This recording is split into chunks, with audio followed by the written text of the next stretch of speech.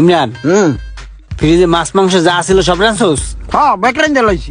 তোর হাতের পাকটা আসলে অনেক সুস্বাদু, আমার বউরছেও ভালো হইছে। সব খাওন কিন্তু খাইতে হইবে, নষ্ট করা যাইবে না, বুঝছো? আসলেই তোর প্রশংসা করতে হয় রান্নার, বুঝছো?